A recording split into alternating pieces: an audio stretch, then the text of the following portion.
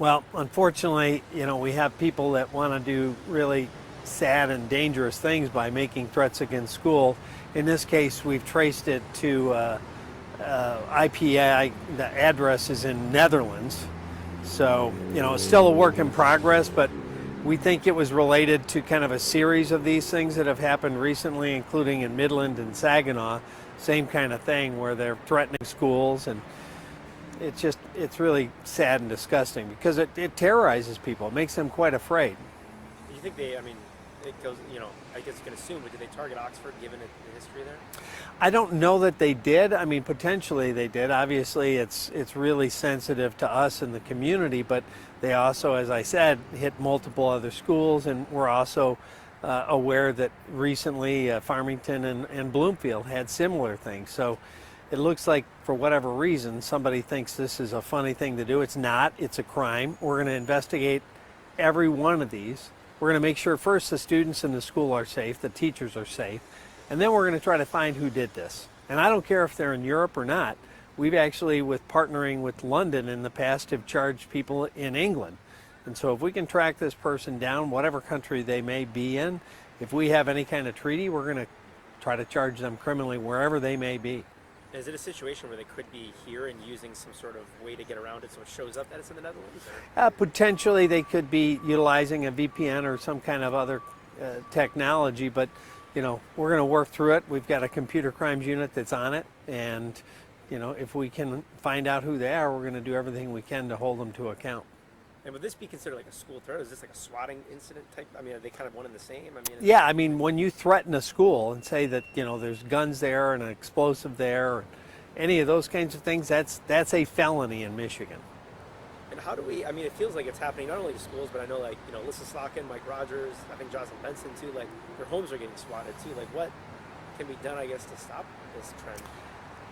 Catch people, and send a very, very clear and strong message that if you do something like that and you get caught, you're going to go to jail. I think that's the simplest thing to do, to make sure people get held accountable when they do something like this. And it not only, scares the heck out of whoever is the recipient of this call, but it puts tremendous resources, into it. It, potentially has the risk where responders get in an accident. There's a lot of very potential serious issues that come from this kind of thing.